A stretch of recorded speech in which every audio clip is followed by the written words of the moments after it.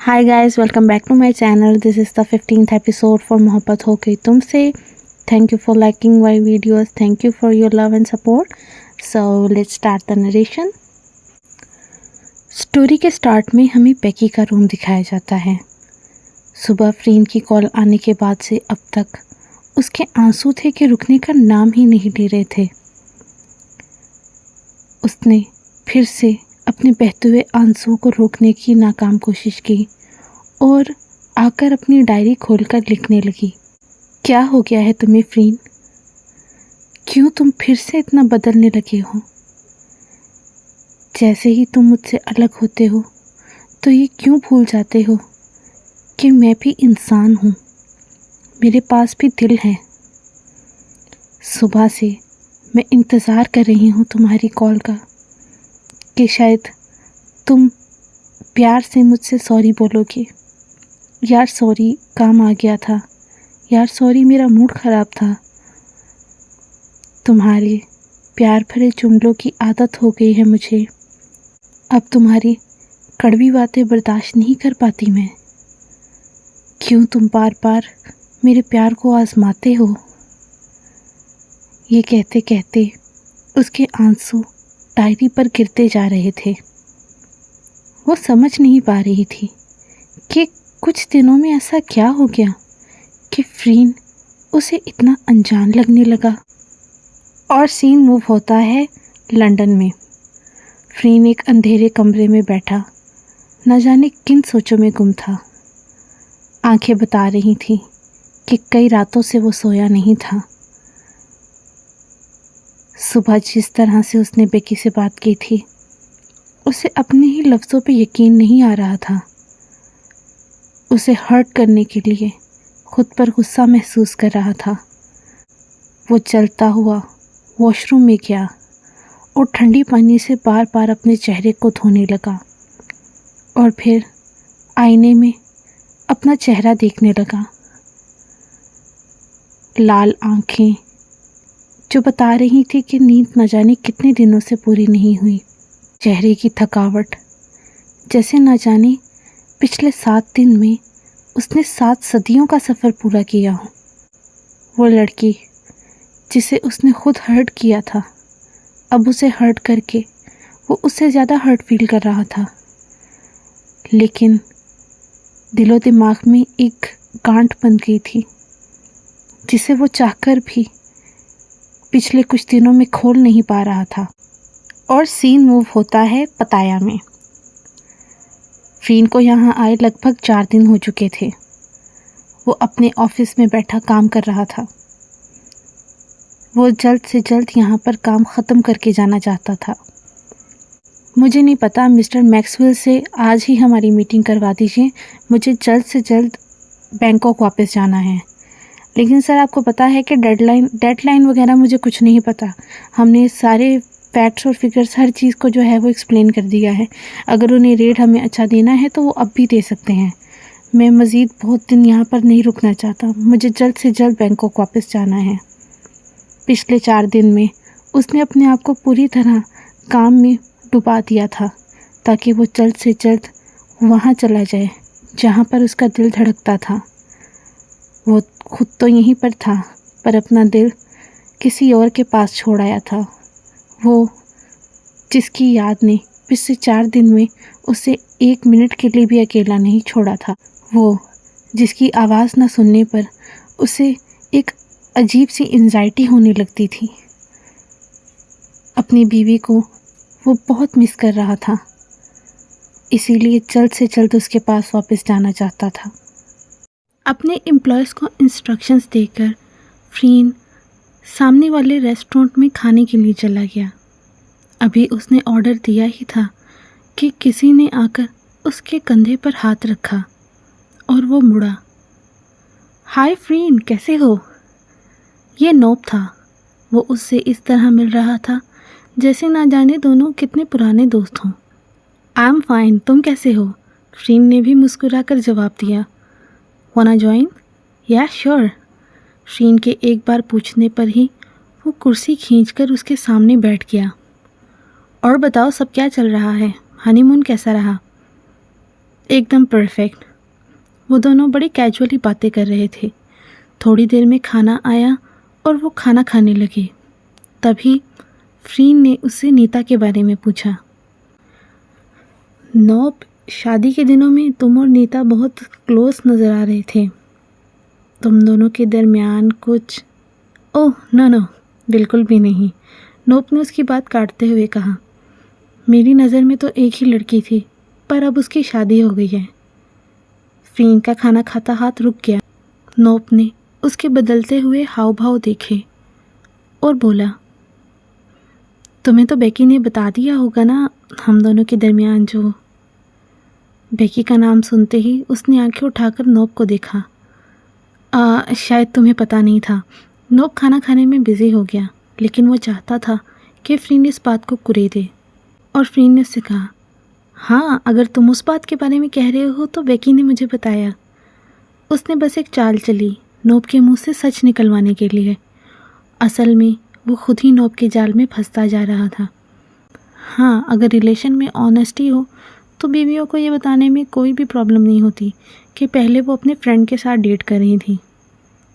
Date कर रही थी? हाँ, तुमने कहा ना, तुम्हें बेकी ने बताया कि मैं और वो कुछ सीरियस नहीं था, बस कुछ दिन डेट किया और फिर मैंने उसे प्रपोज़ किया, लेकिन उसने मुझे बताया कि वो कमिटेड है। अब समझ आई कि वो कहाँ कमिटेड थी। फ्रीन का इन सारी बातों में बस एक ही बात पर ध्यान गया।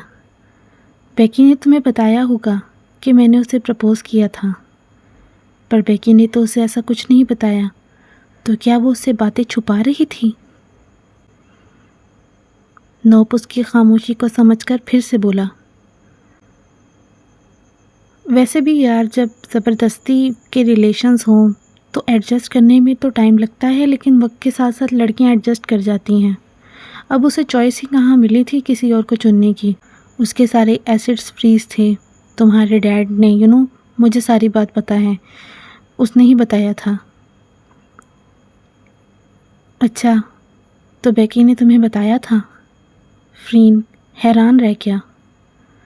हाँ, उसने मुझे बताया था कि उसके एसेट्स फ्रीज थे, तुम्हारे डैड ने उसकी बहुत हेल्प की थी और एहसान वगैरह। और फ्रीन को याद आया, हाँ वाकई, उसने तो बेकी को चूज़ करने का चांस तक नहीं दिया। अचानक ही डायमंड रिंग लेकर उसके सामने बैठ गया। ये भी नहीं सोचा कि शायद वो उसकी पहली पसंद नहीं था। पहली पसंद क्या, शायद वो उसकी पसंद ही नहीं था। तो फिर क्रिसमस पार्टी की रात, और फिर उसे अपनी और बेकी की रेस्टोरेंट वाली बात याद आई।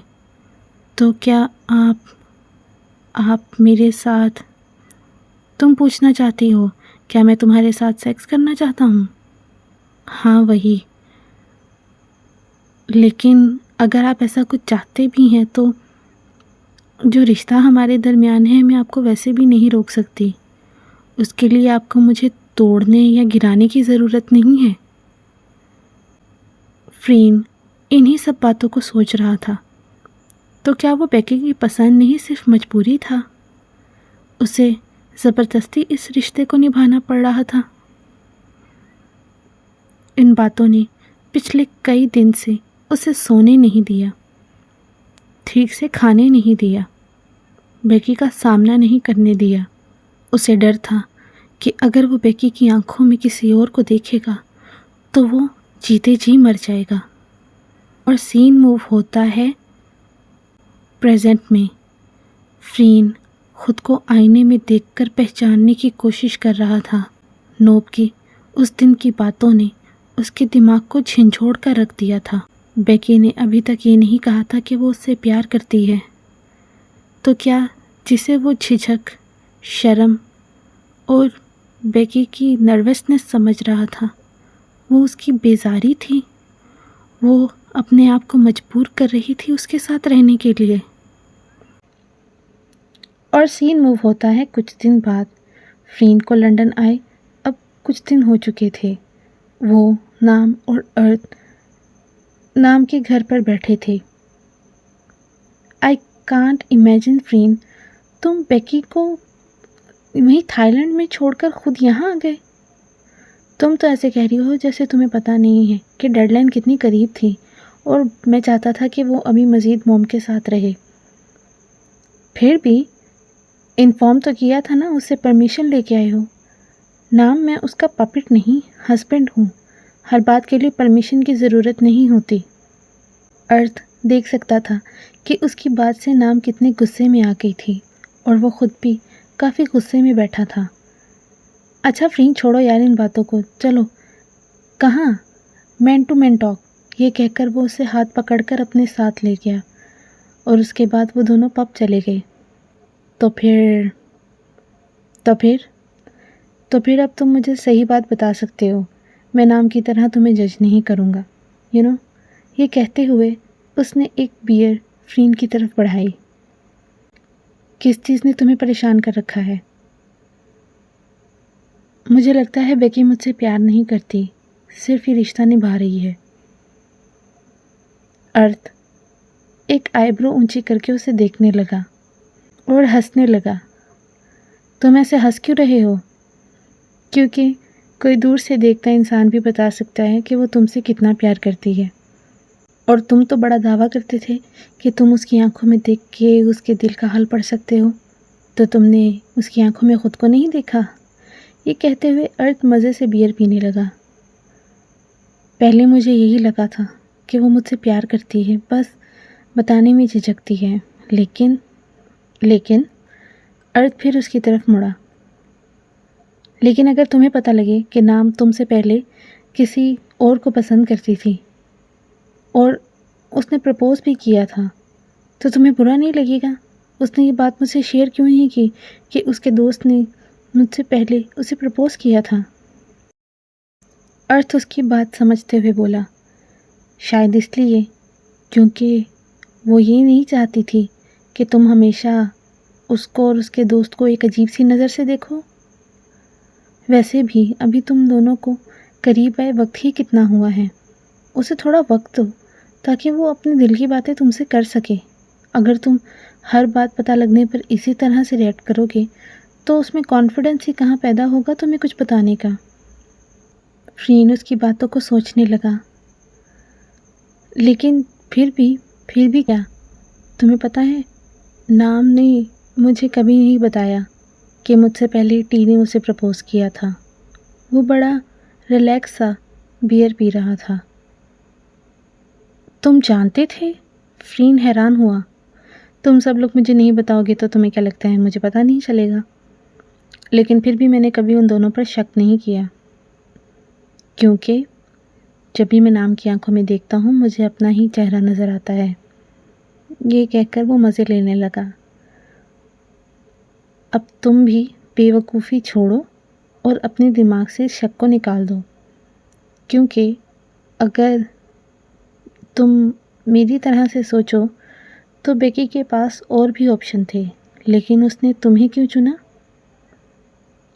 हम लाइफ पार्टनर मजबूरी में नहीं चुनते मिस्टर सरोजा। उसने तुम्हें इसलिए चुना क्योंकि उन सब प्रपोजल्स में सबसे ख़ास तुम थे उसके लिए। ये कहकर अर्थ मुस्कुराने लगा और फ्रीन के दिमाग से उलझने गायब होने लगी और सीन मूव होता है बैंकॉक में। बेकी के दिमाग में अभी भी फ्रीन की कड़वी बातें गूंज रही थीं। अगर तुम्हें बैंकॉक में रहना है तो मज़े से रहो, अगर आना हुआ तो टिकट करवा कर आ जाना, मुझे कोई परवाह नहीं। आंखों से आंसू बह रहे थे। तो उसे वाकई मेरी कोई परवाह नहीं। फिर मैं खुद को उसके बगैर इतना तन्हा महसूस क्यों कर रही हूँ? क्यों तुमने मुझे खुद से इतना दूर कर लिया? क्यों फिर से इतने अजनबी हो गए हो फ्रीन? क्या मैं तुम्हें बिल्कुल याद नहीं आती? इतने नाराज़ हो मुझसे कि मुझसे बात भी नहीं करते? ये तो बता दो कि मेरी गलती क्या है। लेकिन इस बार नहीं, मैं तुम्हारे बदलते हुए रवैयों से तंग आ रही हूँ। तुम हमेशा यूं ही अपनी बातों से मुझे ज़ख्मी करते हो, लेकिन इस बार अगर तुम मुझे नहीं पुकारोगे तो मैं भी तुम्हारे पास नहीं आऊँगी। दूसरी तरफ फ्रीन अपने और बेकी के बारे में ही सोच रहा था। उसके साथ बिताए वो सारे पल, वो सारी यादें। मैं आपके बगैर खाना नहीं खा सकती, मैं आपको दर्द में नहीं देख सकती। मुझसे वादा करें कि अगर कभी मैं नाराज़ हो गई तो आप मूव ऑन नहीं करेंगे, मुझे मनाने की पूरी कोशिश करेंगे। इन लम्हों को सोचते उसे बेकी शिद्दत से याद आ रही थी और उसने बेकी का नंबर डायल किया। दूसरी तरफ रिंग हुई। बेकी हैरानी और आंसू भरी आंखों से देखती जा रही थी अपने सेल फोन को। ये फ्रीन का नंबर था। कई बेल के बाद बेकी ने कॉल अटेंड की। बेकी। दूसरी तरफ उसकी आवाज़ सुनकर बेकी का दिल जोर से धड़कने लगा। कैसे हैं आप? बेकी ने पूछा। तुम कैसी हो? मैं ठीक हूँ। बेकी, तुम कब आ रही हो? फ्रीन की आवाज़ में एक उम्मीद थी। आप मेरा इंतज़ार कर रहे हैं? हाँ, मैं तुम्हारा इंतज़ार कर रहा हूँ। मैं बहुत बहुत तुम्हारा इंतज़ार कर रहा हूँ। मैं तुम्हारे बगैर बहुत अकेला हो गया हूँ बेकी। बेकी ने रोते हुए गुस्से से कहा। तो इतने दूर क्यों हो गए आप? क्यों मुझसे इतने अजनबी हो गए? मेरा कसूर तो बताएं। उसकी रोती आवाज़ सुनकर फ्रीन का दिल रुकने लगा। नहीं बेकी, मैं तुमसे नाराज़ नहीं हूँ।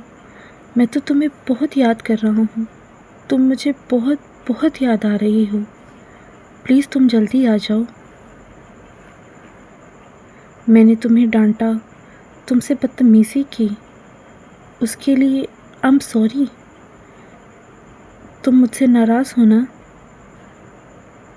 वो जो सोचकर बैठी थी कि फ्रीन से बहुत ज़्यादा लड़ेगी उसके इस मिसबिहेव पर, उसकी ऐसे उदास आवाज़ सुनते ही बहुत ज़्यादा परेशान हो गई।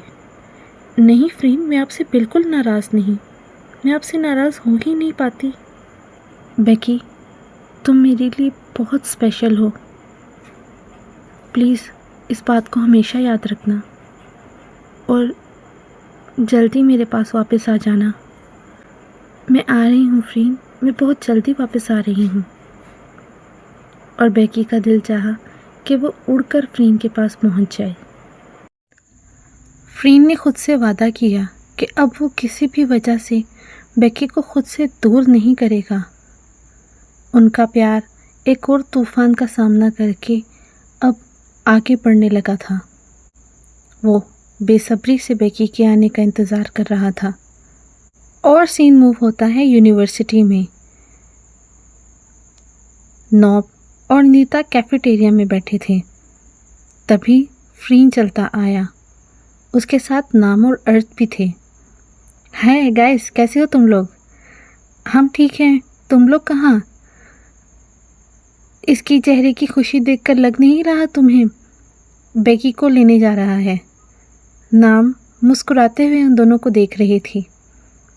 उसे ये कंफर्म तो नहीं था कि फ्रीन के और बेकी के दरमियान कोई मिसअंडरस्टैंडिंग है, लेकिन अगर थी भी तो वो जानती थी कि वो किसने पैदा की होगी। एक पल को उसका दिल चाहा कि फ्रीन को उन दोनों के बारे में बता दे, लेकिन वो कहती भी तो क्या। एक उसके बचपन की दोस्त और दूसरा बेकी का इकलौता फ्रेंड, और उसके पास कोई सॉलिड प्रूफ नहीं था कि वो दोनों एक साथ मिलकर उन्हें अलग करने की कोशिश कर रहे हैं। ये सिर्फ उसकी अजम्पशन थी। क्या बेकी को लेने? वो दोनों हैरान से पहले सामने खड़े उन लोगों को और फिर एक दूसरे को देखने लगे। कुछ दिन पहले फ्रीन कितना बेहाल लग रहा था, आंखें लाल, ऐसा लग रहा था कि अब तो वो बेकी को डिवोर्स पेपर्स ही भेजेगा। पर ये क्या, कुछ ही दिन में उसके दिल में जो शक था वो खुद ब खुद कैसे हट गया। जितना भी वो उन दोनों को एक दूसरे से दूर करने की कोशिश करते, आखिर में वो दोनों एक दूसरे से उतना ही करीब कैसे हो जाते थे। उनका हर प्लान पूरी तरह फेल हो रहा था और उन दोनों को पहले से भी ज़्यादा एक दूसरे के करीब कर रहा था। तो तुम बेकी को लेने जा रहे हो, हम भी चले? नहीं नहीं, ये इनका प्राइवेट मोमेंट है, मुझे तो लगता है इसे अकेले जाना चाहिए। और ऐसे ही मुँह उठा के मत चले जाना, कोई रोमांटिक चीज़ें या कुछ ऐसा करना कि बेकी खुश हो जाए। डोंट वरी नाम, मुझे पता है, you know I am a champ in this. और वो मुस्कुराते हुए वहाँ से अपनी गाड़ी की तरफ बढ़ गया। और सीन मूव होता है एयरपोर्ट पर। ये दूसरी बार था जब बेकी थाईलैंड से लंदन आई थी। उसे अपना पिछला इंसिडेंट याद आ रहा था, कैसे फ्रीन ने उसे इंतज़ार करवाया और कितने कोल्ड बिहेवियर के साथ वो उसे लेकर गया था। लेकिन आज जहाँ पर वो जा रही थी वो उसका अपना घर था।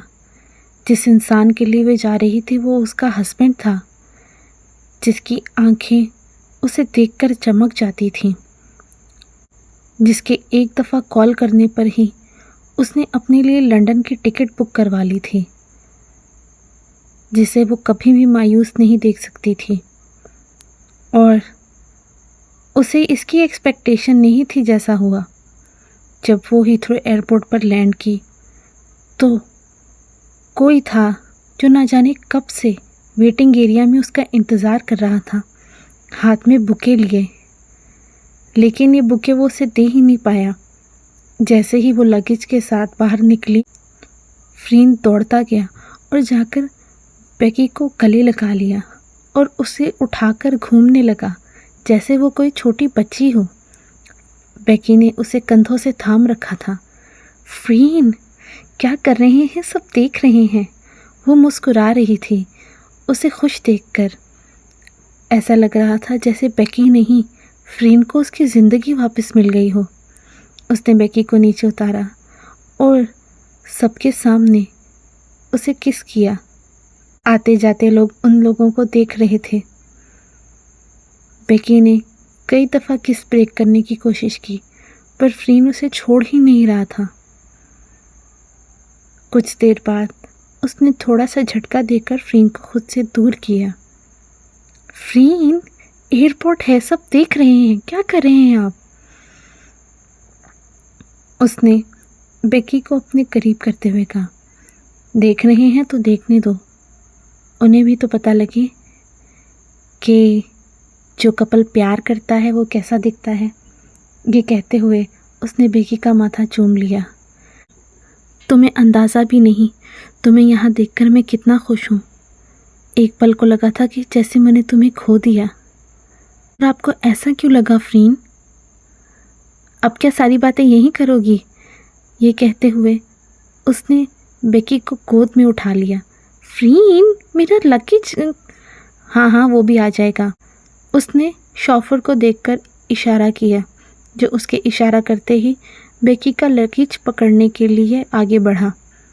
साथ ही उसने एक बुके उठा लिया जो फ्रीन बेकी के लिए लाया था, पर वो उसे देखकर इतना एक्साइटेड हो गया था कि वो बुके उसने बेकी को दिया ही नहीं।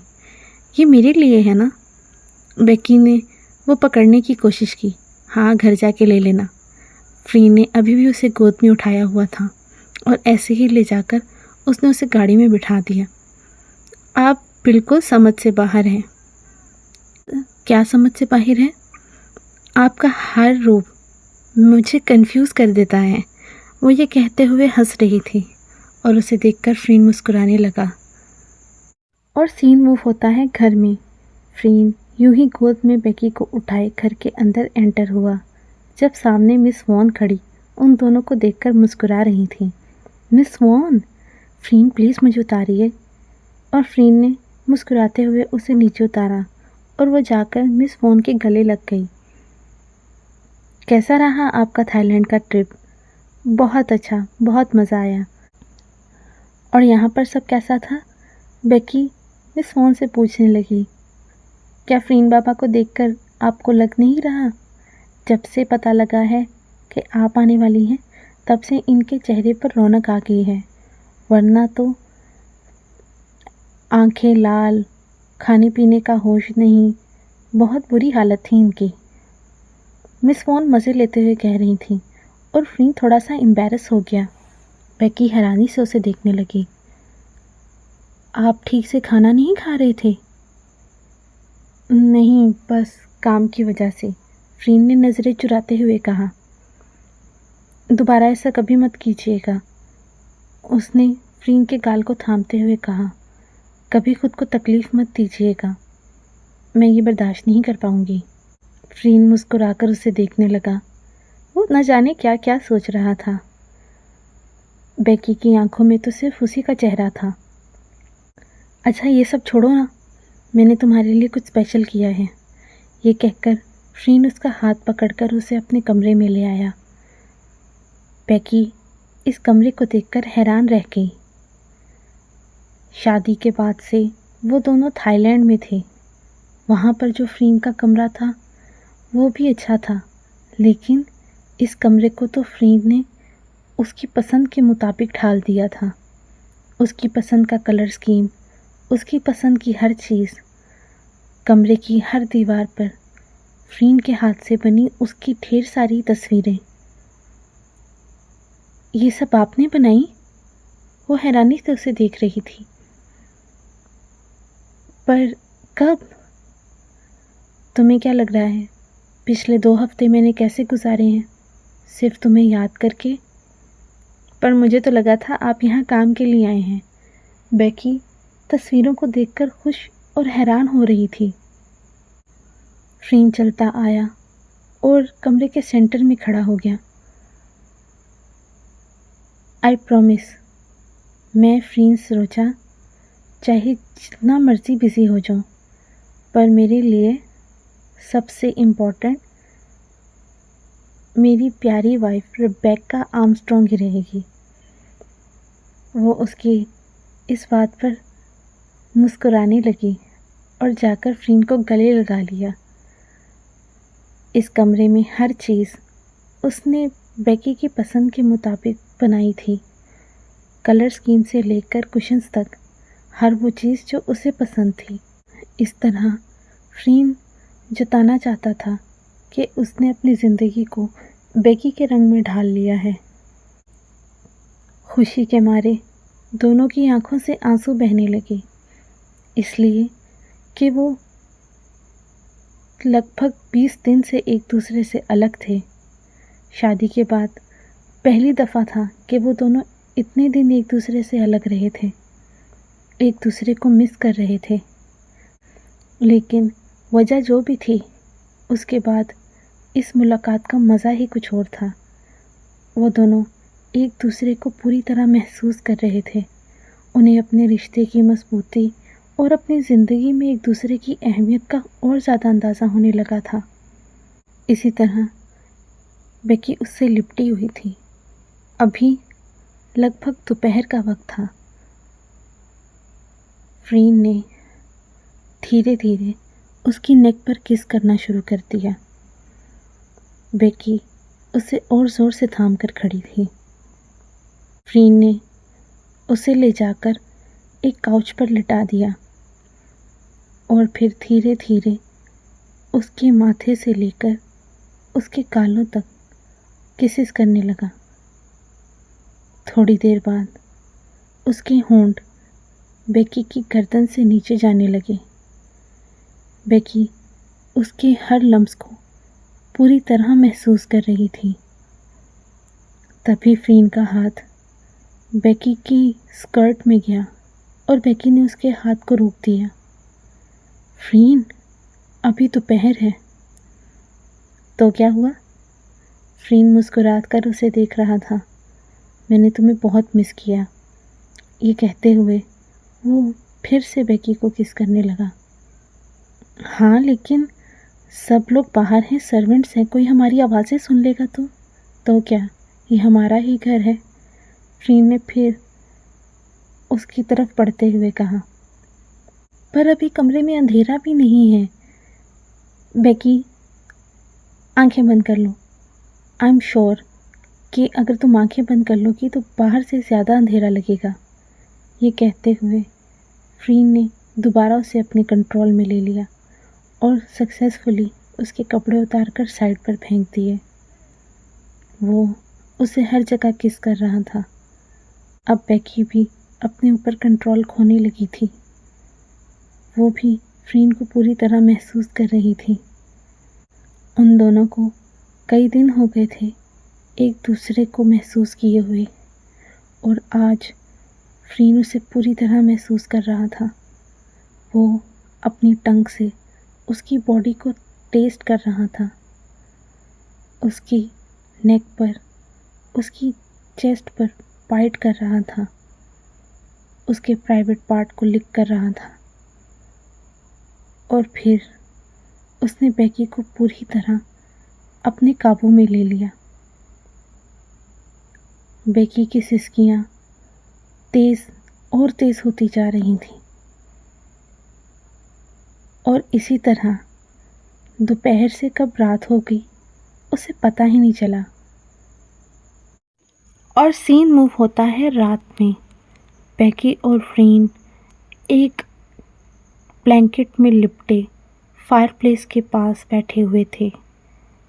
आग की गर्मी उन दोनों की वजूद को इतना नहीं गरमा रही थी जितना एक दूसरे की बाहों में वो गर्मी महसूस कर रहे थे। फ्रीन और बेकी पूरी तरह नेकेड थे।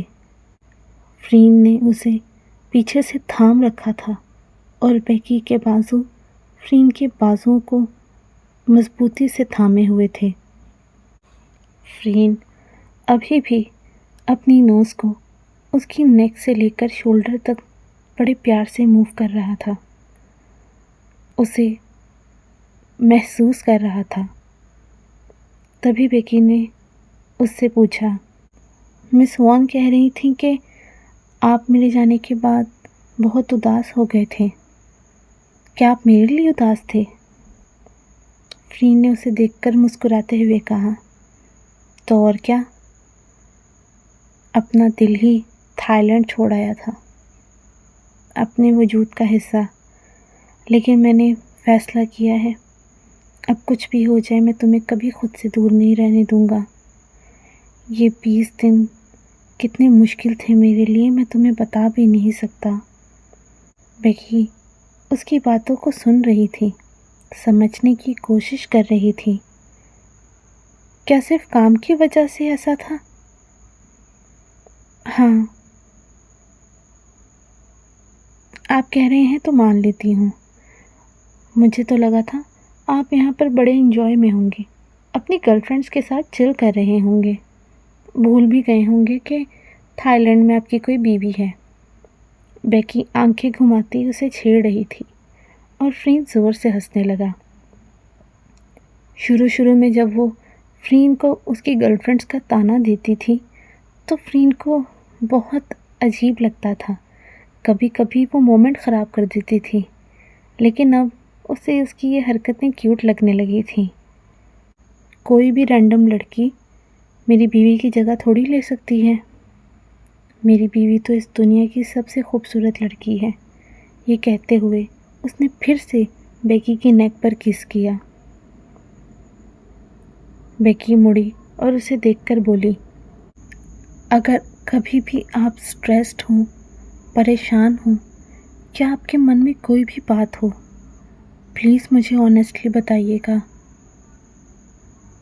और मैं वादा करती हूँ हर प्रॉब्लम में, हर सिचुएशन में आपके साथ खड़ी रहूँगी। उसने बेकी को उसकी बात का जवाब नहीं दिया, उसे गले लगा लिया। अब उसके धीरे धीरे आंसू गिरने लगे, जिन्हें देखकर बेकी कंफ्यूज हो गई। उसने ऐसा क्या कहा था कि फ्रीन रो रहा था? असल में ये फ्रीन की शर्मिंदगी थी जो आंसू बनकर बह रही थी। उसने बेकी पर शक किया तो किया कैसे? 1 मिनट के लिए भी सही, 1 सेकंड के लिए ही सही, उसे ऐसा नहीं करना चाहिए था। उसने बेकी की कमर के गिर्द अपने बाजुओं को और जोर से लपेट दिया। बेकी, मुझे कभी छोड़कर मत जाना। बेकी मुस्कुराई और उसकी पीठ सहलाते हुए बोली, अरे मिस्टर फ्रीन सरोजा, आप ही अब मेरा सब कुछ बनते जा रहे हैं। आपको छोड़कर मैं जाऊंगी भी तो कहाँ? और कहाँ तक जा पाऊँगी। ये कहकर वो हंसने लगी और फ्रीन उसके आंसुओं में शिद्दत कम होने लगी।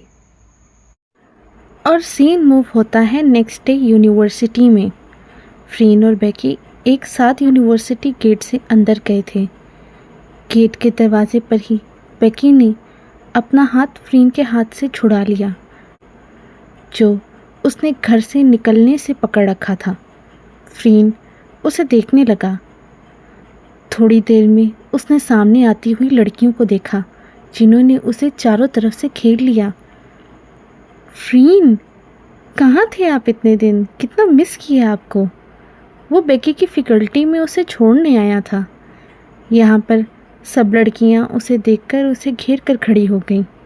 कोई उसके बालों को छू रही थी, कोई उसके गालों को छू रही थी। फ्रीन, आप बहुत वीक हो गए हैं। कोई वीक कहकर उसके मसल्स को छू रही थी। उसने टी शर्ट पहन रखी थी और बेकी ये सब देख रही थी।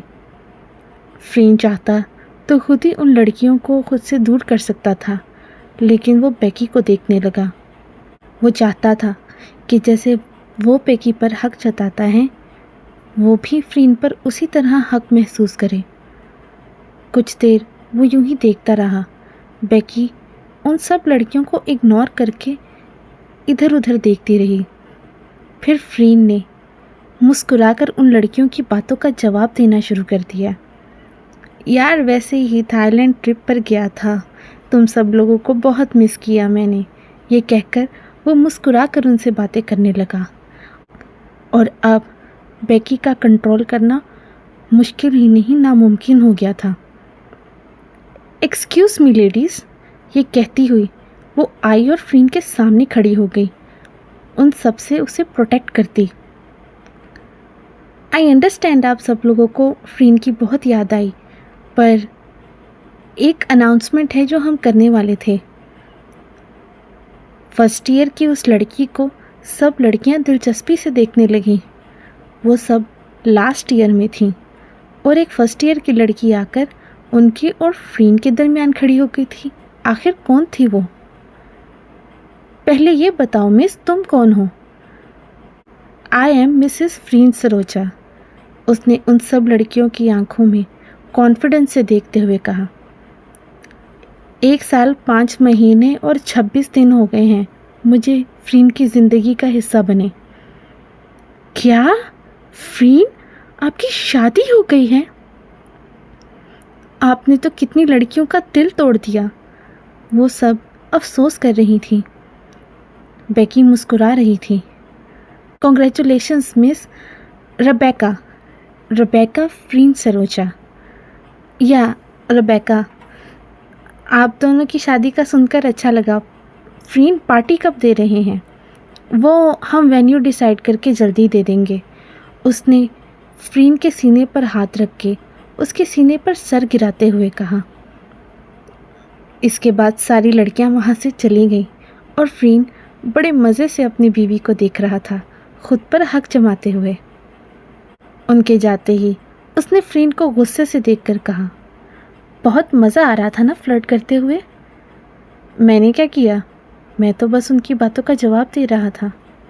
अच्छा, ये कहते हुए बेकी ने गर्दन से फ्रीन को खींचा और यूनिवर्सिटी के एंट्रेंस पर ही, जहाँ सब आते जाते लोग उन्हें देख सकते थे, फ्रीन को पैशनेटली किस करने लगी। ये पहली दफ़ा था जो उसने फ्रीन पर अपना ऑनरशिप जाहिर किया था पूरी दुनिया के सामने, और फ्रीन ने उसे रोका नहीं, उसकी कमर को दोनों हाथों से थाम लिया। थोड़ी देर बाद जब बेकी का गुस्सा थोड़ा ठंडा हुआ तो वह फ्रीन से खुद को अलग करते हुए बोली, अगली बार अगर मैंने आपको किसी के साथ सेडक्टिव वे में बात करते देखा तो आप बहुत मुश्किल में पड़ जाएंगे mister Freen Sarocha. As you wish my lady, ये कहते हुए फ्रीन मुस्कुराने लगा। अब अगर मेरी बेबी का मूड थोड़ा ठीक है तो क्लास में चलें? आपको बता दूं कि जब आप मुझे किस कर रही थी तो आपके अकाउंट्स की टीचर काफ़ी हैरानी से हमें देखते हुए गुजरी। क्या? मैम ने हमें देख लिया? अब बेकी को समझ आई कि वो क्या कर बैठी है, लेकिन उसे इसका अफसोस नहीं था। आफ्टर ऑल फ्रीन उसका हस्बैंड था। मैं क्लास के लिए जा रही हूँ, ये कहती वो उसकी शरारती नज़रों से बचती अपनी क्लास में चली गई। और सीन मूव होता है कुछ दिन बाद। फ्रीन और बेकी यूनिवर्सिटी के पार्क में हाथों में हाथ डाले घूम रहे थे। उस अनाउंसमेंट के बाद पूरी यूनिवर्सिटी में ये बात आग की तरह फैल गई थी कि वो दोनों कपल हैं और मैरिड हैं। अब वो कैंटीन में, कैफेटेरिया में, लाइब्रेरी में, हर जगह एक साथ ही होते थे।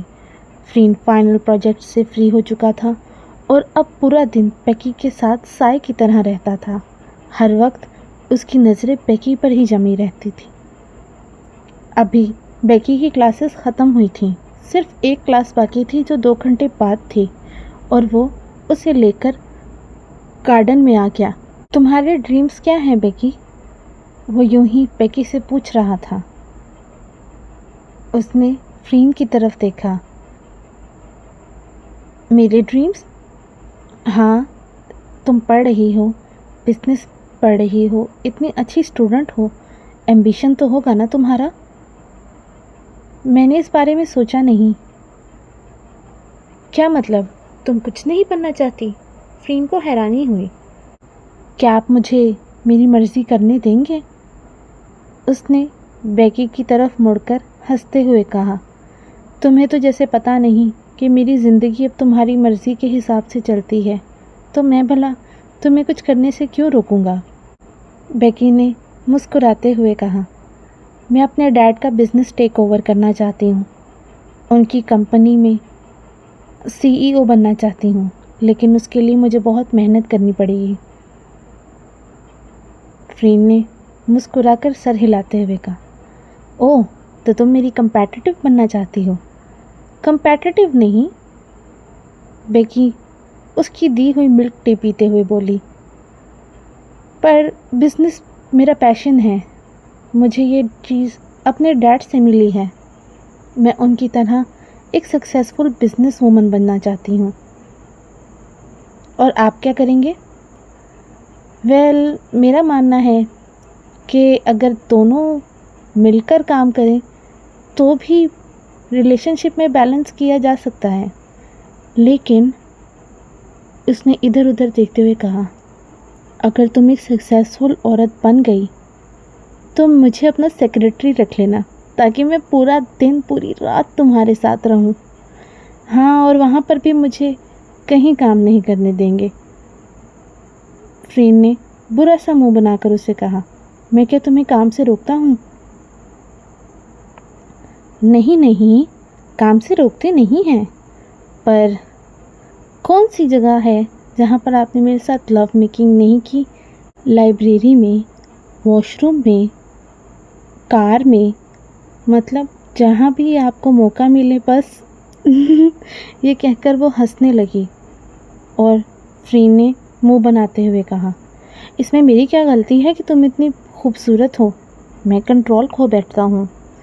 ये सुनकर बेकी हंसने लगी और उसके गर्दन में बाजू डालते हुए बोली, लेकिन अगर मैंने आपको ये सब किसी और के साथ करते हुए देख या पकड़ लिया तो जान ले लूँगी आपकी। ये कहकर वो हंसने लगी और फ्रीन ने ऐसा मुंह बनाया जैसे वो डर गया हो और वो दोनों मुस्कुराने लगे। नोब और नीता दूर खड़े उन दोनों को ही देख रहे थे। इनफ इज़ इनफ, नोब गुस्से से कह रहा था। हर बार हमारा हर प्लान फेल कैसे हो जाता है? अब नीता भी फ्रस्ट्रेट हो रही थी। अब बात पसंद नापसंद की नहीं थी, प्यार की नहीं थी, अब वो सिर्फ जीतना चाहते थे। वहाँ खड़े तो लोग उन्हें अपनी ट्रॉफीज लग रहे थे। अब उन्हें जीतना एक पैशन बन चुका था। हमने हर चीज़ ट्राई कर ली, नीता फ्रस्ट्रेट होते हुए बोली। बस एक आखिरी दाव, या तो इसमें हम पूरी तरह जीत जाएंगे या पूरी तरह हार जाएंगे। ये कहते हुए उसने नीता की तरफ देखा। हम अभी तक फ्रीन पर ट्राई कर रहे थे, बेकी पर ट्राई कर रहे थे, पर अब कुछ बड़ा करना पड़ेगा। या तो उनका रिश्ता पूरी तरह टूट जाएगा या हम बुरी तरह हार जाएंगे, क्योंकि ये फाइनल राउंड है। और नीता उसे देखकर मुस्कुराने लगी। तो प्लान क्या है, ये तुम्हें बाद में पता चलेगा। एंड गाइस, इसी के साथ यहाँ पर एपिसोड 15 एंड होता है। तो thank you so much for liking my videos, thank you so much for your love and support. हम स्टोरी के लास्ट पार्ट की तरफ बढ़ रहे हैं और ये स्टोरी बहुत जल्दी एंड होने वाली है। तो आप लोगों को स्टोरी में सबसे अच्छा पार्ट कौन सा लगा, कमेंट सेक्शन में ज़रूर बताइएगा। बहुत से लोगों ने मुझे कमेंट किया था कि नेक्स्ट स्टोरी में वो फ्रीन को बॉय की तरह देखना चाहते हैं और गर्ल की। तो मैं अपनी एक पोस्ट शेयर कर रही हूँ और everything is on audience demand. मुझे जितने कमेंट मिलेंगे उसके अकॉर्डिंग फिर मैं नेक्स्ट स्टोरी को प्लान करूँगी। Stay blessed and peace out, guys. Have a great weekend.